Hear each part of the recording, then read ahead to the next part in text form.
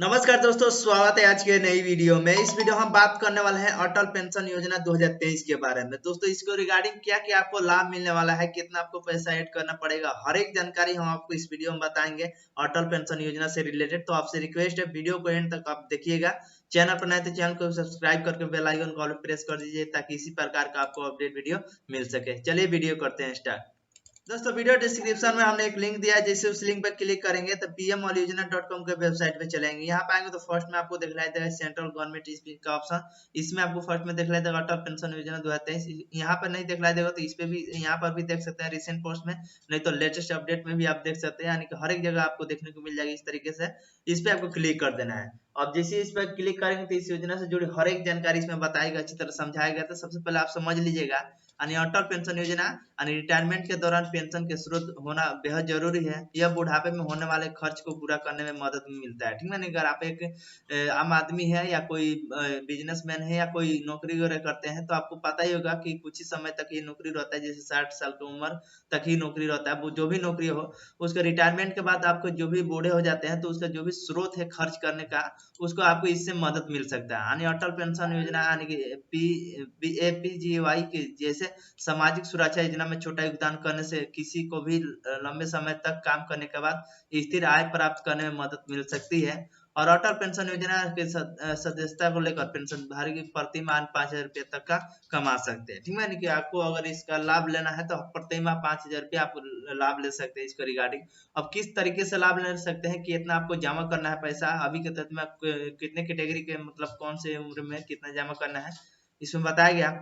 सबसे पहले समझ लेते हैं अटल पेंशन योजना क्या है। इसके बारे में थोड़ा डिटेल में बताया गया था। अटल पेंशन योजना यानी कि 9 मई को यानी 8 साल पूरा हो गया है। यानी कि नरेंद्र मोदी द्वारा 9 मई 2015 को इस योजना की शुरुआत की गई थी। और अटल पेंशन योजना यानी APY के तहत 60 साल की उम्र में आपको 1,000 से लेकर 5,000 रुपये तक प्रति माह पेंशन मिलती है। ठीक है। कि आपको अगर 60 साल की उम्र हो जाता है तो आपको 1,000 से लेकर यानी 5,000 रुपये तक का माह में पेंशन मिलती है। और इस योजना में 18 साल से लेकर 40 साल तक के कोई भी व्यक्ति निवेश कर सकता है। ठीक है। अगर आप इसमें निवेश प्रक्रिया की बात करते हैं, अगर आपका उम्र 18 या 40 के बीच में है तो आप इसमें निवेश कर कर, और जो भी जब आपका 60 साल का उम्र हो जाएगा तो आपको 1,000 से लेकर 5,000 रुपये तक प्रति पेंशन आपको मिलेगा, लाभ दिया जाएगा, बुढ़ापे में सहारा मिलेगा। अटल पेंशन योजना में आपको कम से कम 20 साल तक निवेश करना होगा। ठीक है। अगर आप इसमें निवेश करना सोच रहे हैं, जैसे कि आपका उम्र 18 साल है, तो इस योजना में शामिल क्या है, तो इस शामिल होने वाले आधार, जैसे कि आधार हो गया, एक्टिव मोबाइल नंबर हो गया, सेविंग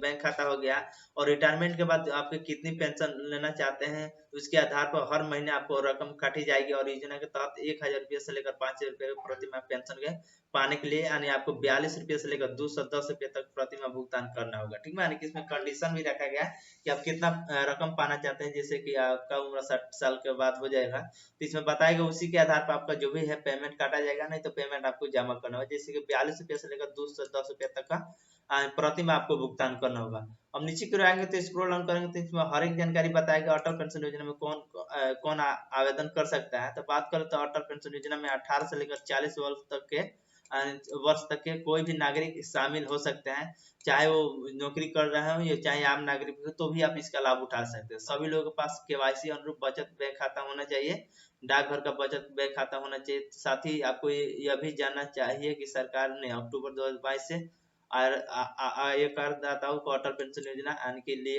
अपात्र कर दिया गया। ठीक है। अगर आप आयकर भरते हैं यानी कि टैक्स वगैरह भरते हैं तो आप इस योजना का अपात्र है यानी कि लाभ नहीं ले सकते हैं। इसका मतलब यह है कि आप आयकर का भुगतान करते हैं तो आप इस योजना में शामिल नहीं हो सकते हैं। तो ये आप ध्यान से रखिएगा, अगर आप इनकम टैक्स वगैरह भरते हैं तो आप इसका लाभ नहीं ले सकते हैं।